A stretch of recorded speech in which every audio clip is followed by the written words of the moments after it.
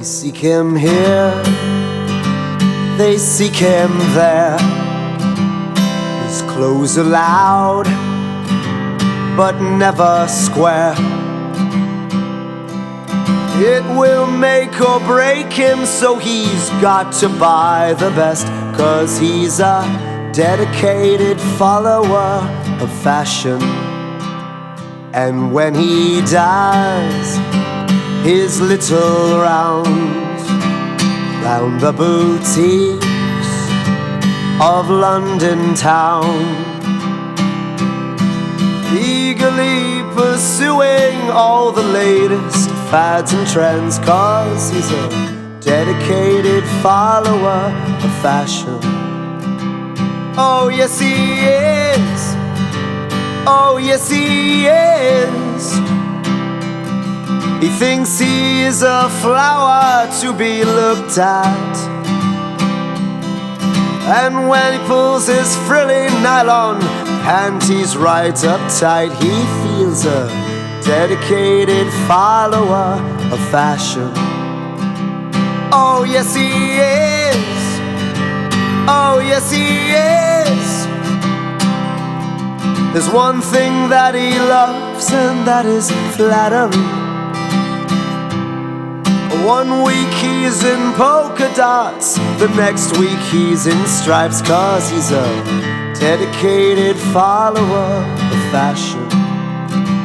They seek him here, they seek him there, in Regent Street and Leicester Square. Everywhere the Carnabition army marches on, each one dedicated follower of fashion. Oh yes he is, oh yes he is. His world is built round discotheques and parties.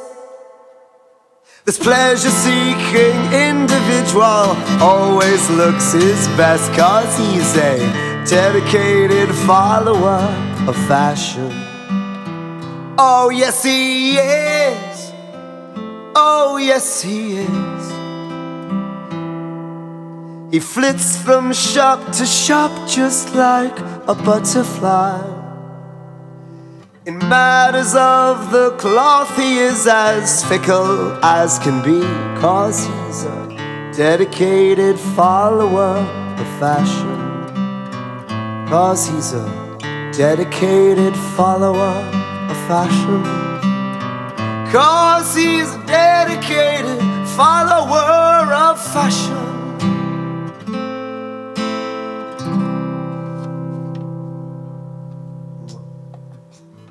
For one, you dragged it out about 10 minutes too long. I don't mean to brag, I don't care, but I want you to know, double vax, booster, flu shot, and I'm gonna be honest, I have the shingle shot too. And I still get my period. What? Yes! Traveled, went to Mexico twice, did shows, meet and greets, never got COVID. Clearly, Jesus loves me the most. Seriously. So nice, so nice.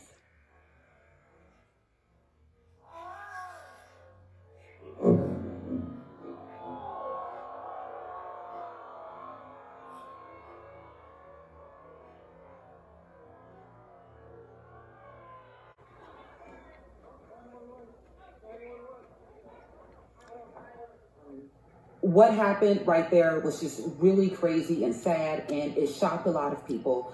I will say, when I first saw that happen, I was like, is it a part of the performance? And I think you could even hear some people laughing in the background because, they're like, yeah, the timing of when everything happened, it really seemed like it was part of the performance. And apparently, I dug a little bit deeper because I was like, did that really happen? And it's true. She actually really fainted on stage. And apparently she had only been on stage for about 3 minutes in her performance. And when she fell, she fractured her skull. She hit the back of her head. And when she hit the back of her head, it messed with her occipital lobe, which is the vision portion of the brain, and it caused her to, I think, temporarily lose her sight, but she gained her eyesight back, but the outside of her eyes were dark for a long period of time. And she went on Dr. Drew, and she was wearing sunglasses talking about the experience. You can tell she was really embarrassed. And how do you think the ceremony, how the event should recognize what is happening in Ukraine? What would you say, I guess, if you were there up on stage? I'm glad you asked that question because, there are those, and I think it sometimes has validity, who would say that, politics are for another place, entertainment is for another. I believe that anyone, as an audience or a practitioner of film, that understands what that expression is, that to restrict it to just film is to say it can't be on television, it can't be on the stage. To restrict it to any of those is to say it can't be embodied within a human being, that kind of nature of poetic courage and expression that film aspires at its best to be. There is nothing greater that the Academy Awards could do than to give him that opportunity to talk to all of us. And by the way, this is a man who understands movies and had his own very long and successful career in that. Oh, Richard! Oh, wow! Wow! Will Smith just smacked the shit out of me. Get my name out your fucking mouth! Wow, dude! Yeah. It was a G.I. Jane jump. Keep my wife's name out your fucking mouth! I'm going to, okay? Oh, okay.